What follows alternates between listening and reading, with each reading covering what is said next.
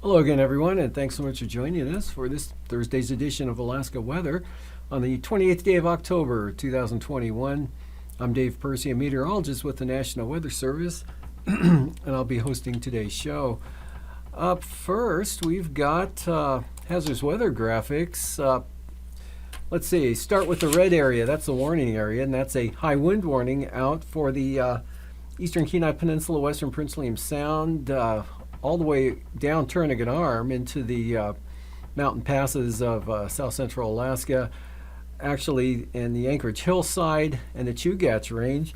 That's for gusts of above 60 miles an hour. Strongest winds probably will occur in eastern Turnagain Arm around Portage, and there you could likely see gusts around 80 miles per hour. And that kicks into effect, let's see, Friday night through Saturday for those strong winds. Otherwise, a winter storm watch is out for the Kuskokwim Valley, northward there to Ambler and the Kobuk Valley, and that's out for Saturday and Saturday night for significant snow and gusty winds, reducing visibilities. Could see anywhere from 5 to 10 inches of new snow possibly in those areas, again, Saturday night into Sunday. And then a high wind watch is out for the Alaska Range for strong winds, and that's out for Saturday and Sunday. And looking for winds gusting to 80 miles an hour out of the south and southeast through the mountain passes of the entire stretch of the Alaska Range there. So from there, moving on to satellite imagery, we'll see massive clouds that came in from the west and southwest, came across the Bering Sea a couple days ago and then moved onto the coast late yesterday and overnight, pushing eastward. And very weak band there into the Gulf of Alaska, but kind of a enhanced area of clouds over Cook Inlet and western Alaska Range areas. And about a third of an inch of rain fell at Cordova, not particularly heavy, about a quarter of an inch with another band of moisture there over toward Yakutat. Some of that slipping up into the Wrangell Mountains, possibly the eastern interior there, but amounts quite light. And another kind of unsettled, showery, cloudy day for the Panhandle, with Sitka picking up about a 1800ths of an inch, and Angoon had a 10th of an inch of precipitation, so pretty light there as well. Clouds over the northern part of the state with some areas of light snow. Again, snowing continuing there for the northwest interior from about the Bering Straits, northern Seward Peninsula, up along the northwest coast. Kotzebue picked up, all those areas had anywhere from 1 to 3 inches of snow. Some areas had less than that, and the heaviest areas being the upslope areas of the western Brooks Range area. Some of that slipping up to the western Arctic coast, but no more than, again, 1 to 3 inches tops in those areas, and some light snow continuing down towards St. Lawrence Island, but the winds diminishing. And then down over the eastern Aleutians, you can see actually a low center tracking eastward south of the Aleutians, got close enough to bring 40 mile an hour wind gusts to Nikolsky during the day today, and north winds gusting to 40 miles an hour at Adak. But precipitation pretty light, some of that getting into Cold Bay though, seeing a little bit of light rain there, but nothing more than a few hundredths of an inch. And actually skies, they're reporting clear skies along with light rain, so it kind of makes that observation a little suspect there. But anyway, that low will continue eastward, and that's the system expected to bring the heavy wind and rain into southern Alaska, and then the strong winds into the Alaska Range. Winter storm watch over the western interior here coming up late tomorrow night, and through the weekend as the Panhandle improves. And one more time on that loop, you can see the last frame there, really starting to dry out over the southeast coast, but that weak band to the west, that'll be moving through tonight. And again, very weak. It's really looks more impressive what I've drawn here than what actually is that we saw in the satellite imagery. Anyway, going to the forecast for tonight, you can see that system down to the south deepening, 973 millibars, and still far enough to the south, just barely catching the Alaska Peninsula. Looks like rain will hold off until tomorrow morning for Kodiak Island, the way it looks at this point in time, or it may reach the south coast by tomorrow morning. Anyway, weak low pressure there, northeast Gulf of Alaska, or over the eastern Gulf of Alaska. Southwest flow keeps it kind of wet there with showers and light rain. Again, another surge coming through tonight. And then areas of moisture up over south central Alaska. Pretty light, though. Whatever falls central interior will be very light.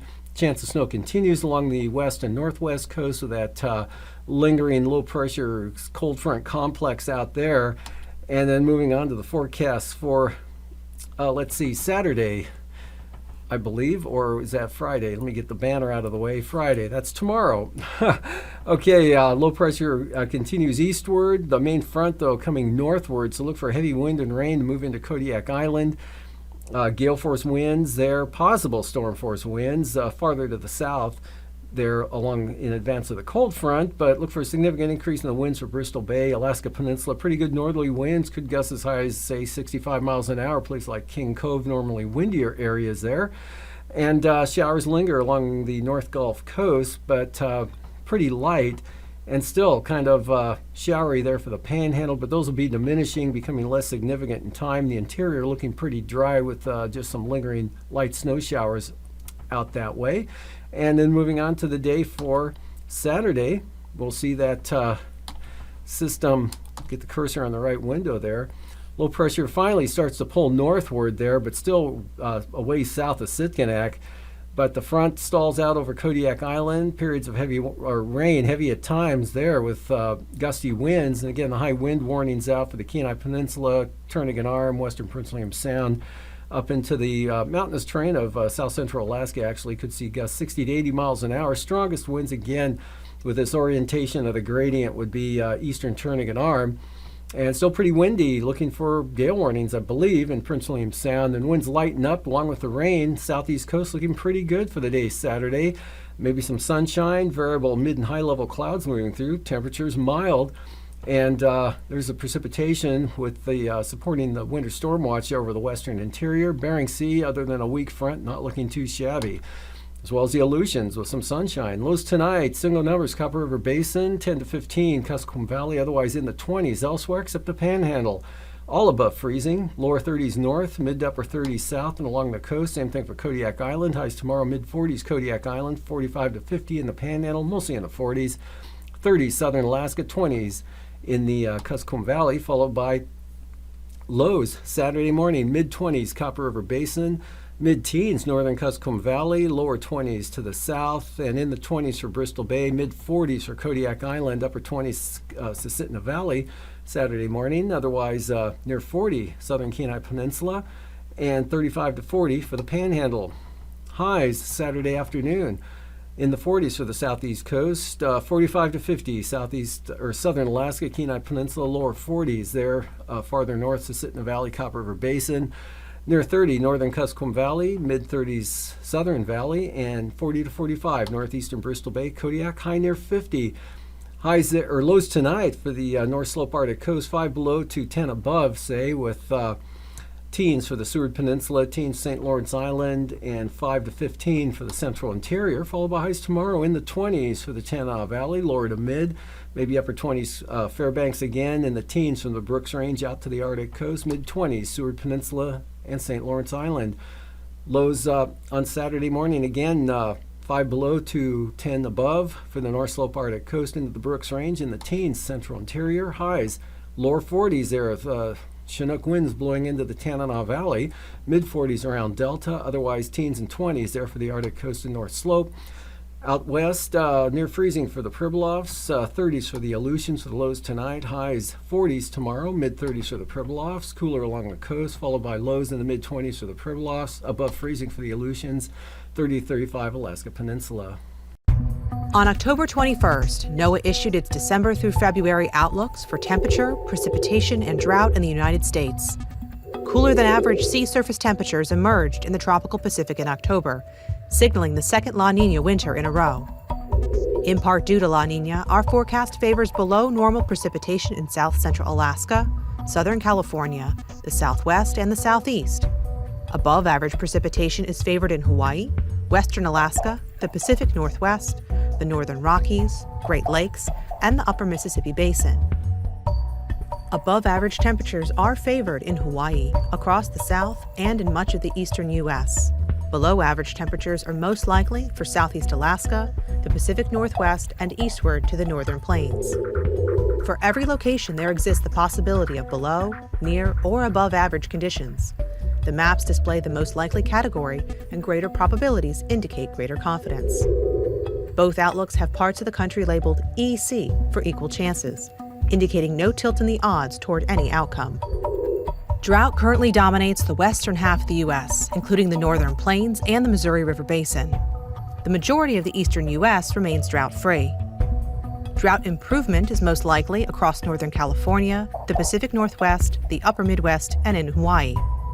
Persistence and development are forecast for the Southwest and much of the Great Plains. Stay tuned to NOAA to be weather ready and climate smart all winter long.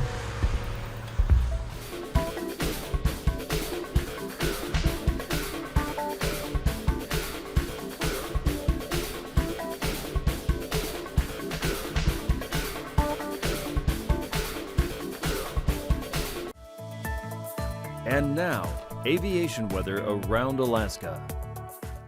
Arctic coast, North Slope, into the Brooks Range, and then just a narrow band of VFR right on down the mid and lower Yukon River Valley on out to the Kuskokwim Delta. And then good VFR, Pribilof, Solutions, most of the southern Bering Sea, to Bristol Bay, Kodiak Island, marginal VFR with that next system spreading over the Alaska Peninsula late or by Friday morning. IFR still to the south. And then some marginal VFR for the southeast coast and some possible areas of IFR, Cook Inlet into the Manauskas-Susitna Valley, otherwise marginal central eastern interior. And for the afternoon hours, we've got, again, a huge area of IFR building and shifting northward into southern Cook Inlet, not quite making the Kenai Soldotna area by tomorrow afternoon late, but definitely covering Kamishak, Kachemak Bays, Homer, Seldovia, Iliamna, Bristol Bay, and into the Alaska Peninsula, Kodiak Island in the thick of it, improving over the interior, but there's some lingering marginal VFR. And southeast coast, marginal VFR with some IFR up around Lynn Canal, and not too bad out west. And for the Saturday morning, IFR, Kuskokwim Valley up along and south of the Yukon River there, and then kind of right on the river up into the Yukon Flat, some IFR. Marginal VFR for the Arctic coast, IFR in up across Prince William Sound, much of the North Gulf Coast, and around Yakutat, but the Panhandle VFR, Aleutians VFR, Southern Bering Sea VFR, Pribilof, right on up into the St. Lawrence Island area, Southwest Coast, Seward Peninsula, Northwest Coast, all VFR. And then for Saturday afternoon, big batch of IFR there from the Western Brooks Range southward across the Kobuk, Selawik Valleys, Kotzebue, Norton Sound, right on down the western interior into Bristol Bay across the Aleutian Range, IFR Kodiak Island, IFR Southern Kenai Peninsula, Kamishak, Kachemak Bay, Southern Cook Inlet, eastern slopes of the Western Alaska Range, IFR up into Prince William Sound, downsloping VFR there for northern Cook Inlet into the Manauskas-Susitna Valley, otherwise marginal VFR up to the Alaska Range, Copper River Basin looking good, central eastern areas, VFR, and north of the Alaska Range, good VFR right on up to the North Slope Arctic Coast, Panhandle, VFR, Aleutians, VFR, Southern Bering Sea as well. And Atuvik tomorrow, VFR, split the difference out, and going to go occasional marginal there. Lake Clark and Merrill, basically VFR flying conditions, the lower stuff holding off until Friday night. Rainy, starting out marginal, becoming VFR. Windy, VFR. And Isabel, marginal VFR, turning toward, or will become VFR. And for Mentasta, marginal VFR to start, VFR through probably midday on into the evening. Tanita, VFR to marginal VFR, possibly late. That might be a little early, probably definitely by midnight Friday night. Otherwise, Portage, marginal VFR becoming IFR, moisture definitely getting up into the eastern entrance there tomorrow afternoon late. Chilkoot and White, IFR. Freezing levels at the surface just north of the Pribilofs and right across Kodiak Island, just off the North Gulf Coast and across the Panhandle. And then the push and warmer air, you can see 2,000 to 6,000 feet there tomorrow morning, will be definitely making a good stride to the north the following 24-hour period. And for icing, look for considerable moderate rime icing shifting northward across Kodiak Island, Alaska Peninsula, Aleutian Range, into Kamishak Bay, and lighter icing, increasing icing, pushing into southern Cook Inlet and the western North Gulf Coast, Prince William Sound. Mixed icing, very isolated moderate over the Panhandle. Jet stream, strong upper low there south of the Alaska Peninsula. Southerly jet starting to develop there and move northward, 80 to 105 knots. Otherwise, west-southwest 90 knots across southern Alaska. And something of a ridge trying to build just off the southeast coast. Out west, northwest flow 70 to 95 knots, western Bering Sea. 9,000 feet, 50-knot winds with that system advancing all the way up to the Kenai Peninsula by tomorrow afternoon, and then a band of southerlies, 25 to 30 knots, right through the central interior to the Arctic coast and actually into the Arctic, 40 to 50-knot northerlies there across the Alaska Peninsula. And 3,000 feet, even stronger winds coming northward there, 50 knots, southern Kenai Peninsula, 55-knot northeasterlies, Alaska Peninsula, and with that, look for severe turbulence along and south of the Alaska Peninsula, especially for small aircraft, otherwise light to or considerable moderate chop, Prince William Sound, all the way out across the Fox Islands. Good evening, night walkers. Halloween is upon us, and there are stars and constellations in our sky that struck terror into the hearts of our ancestors, like Algol. You may remember Medusa from ancient Greek mythology, a winged woman with snakes for hair. To look into her eyes would turn you to stone. The Greek hero Percy sliced off her head, and it retained its powers. He carries it in the sky, and the demon eye is marked by the star Algol. Hit the darkness around 9 p.m. and look northeast. High in the sky, you should see the W of Cassiopeia. Draw a line through the second and third stars from the bottom of Cassiopeia to find Merfolk, the brightest star in Perseus. To its right is Algol. Algol was connected to this legend because it changes brightness and color. It's actually 3 stars orbiting each other. Keep an eye on it while you keep looking up.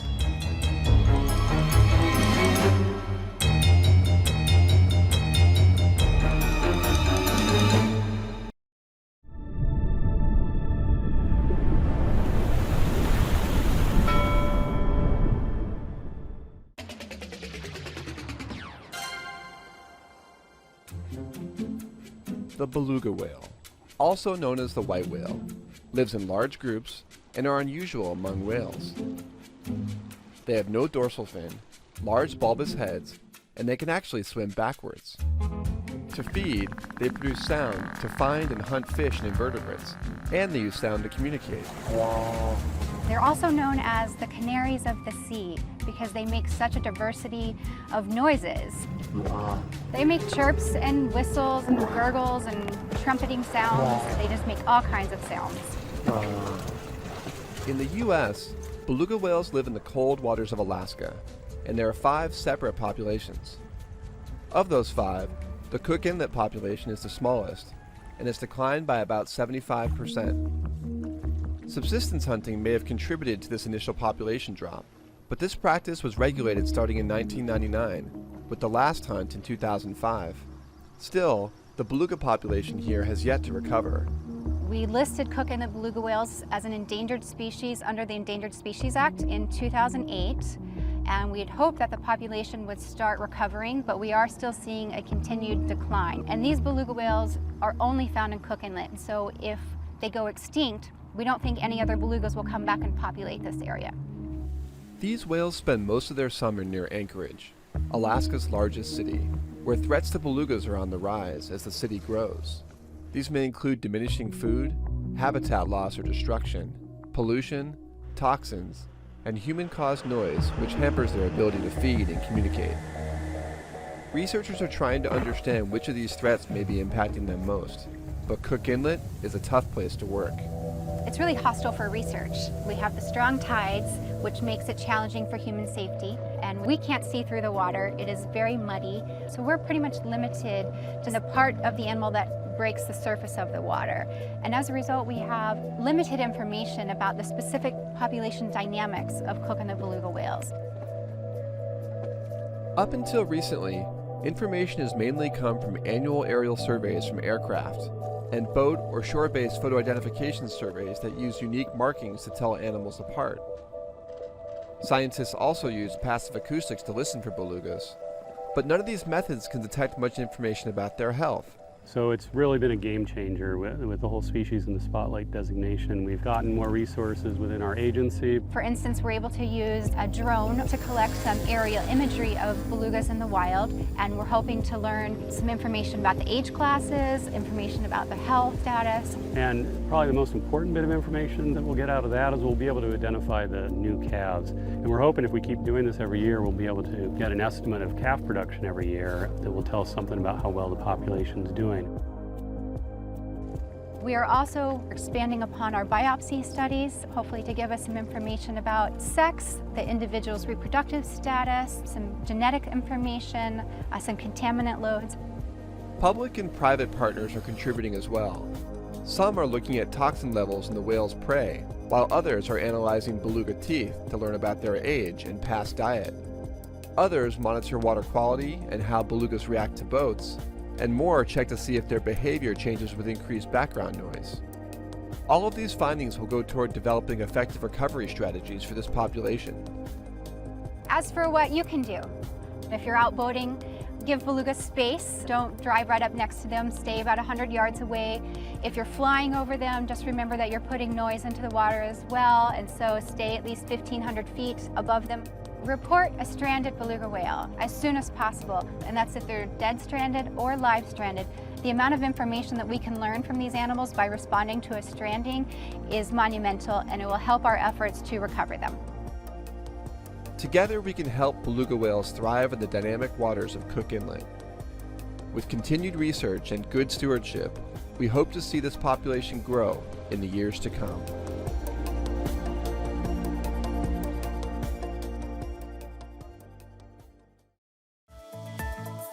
And now, marine weather around Alaska. Welcome back. Looking at the coastal water forecast for the Panhandle, South Coast, southwest winds 20 knots, Central Coast, small craft advisories, southwest winds 25 knots, and for the North Coast, south to southeast winds at 20 knots with 7 to 10 foot seas. Lynn Canal, Glacier Bay, and Stevens Passage and Clarence Strait, all of the inside waters, inner channels looking at south winds on the day Friday at 20 knots with 4 to 6 foot seas. Outlook for Saturday, southeast winds 15 knots, Stevens Passage and Clarence Strait, north 15 knots or Lynn Canal. And for the south coast, southeast winds 20 to 25 knots, a little stronger on the north coast, small craft advisories there with southeast winds 25 to 30 knots and 15 to 20 foot seas. Prince William Sound tomorrow, Friday, looking at east winds at 20 knots, seas at about 4 feet. We've got southeast winds coming up to 30 knots from the eastern North Gulf Coast, and gale warnings for the western North Gulf Coast, where winds will be east at 35 knots, and gale warnings for the Barren Islands, Kamishak Bay, east winds 45 knots, small craft advisories for Cook Inlet, northeast winds 25 to 30 knots, strongest south of the Forelands. Gale warnings in store for the southern Cook Inlet area on Saturday, for east winds of 40 knots, 45 knot east winds continue for Kamishak Bay.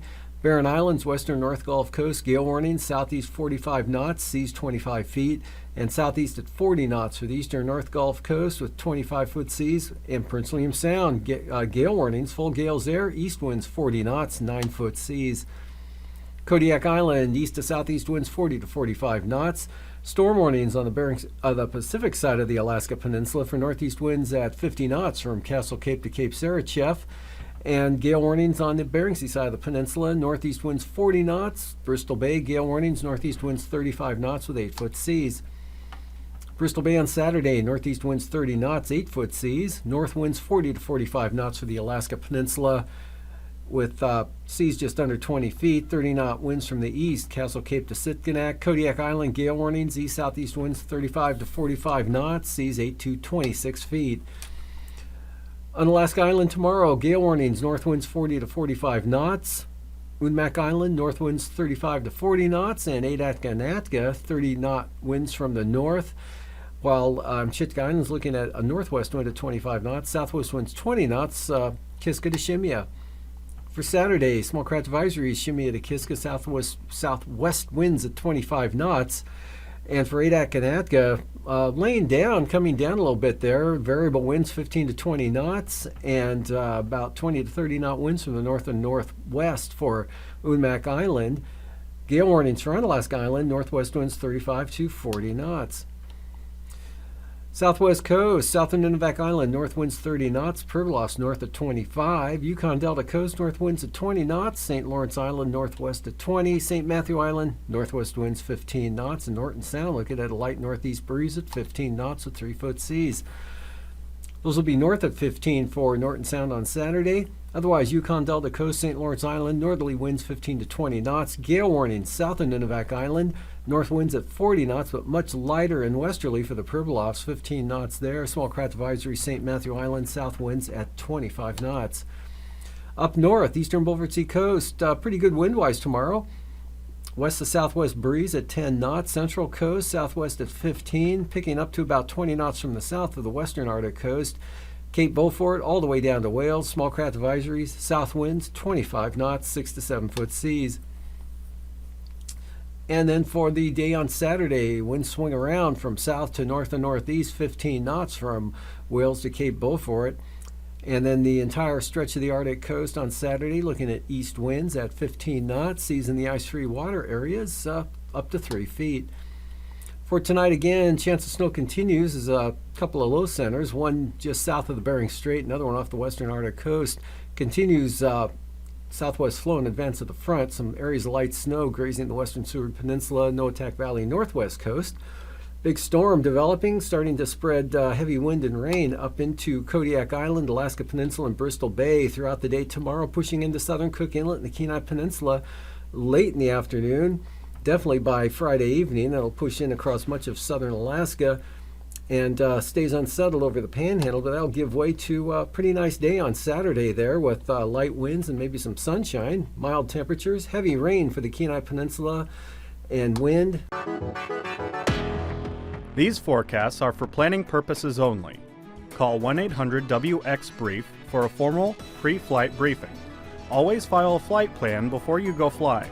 The U.S. Coast Guard Auxiliary urges you to leave a float plan with a friend or the harbor master before you go boating.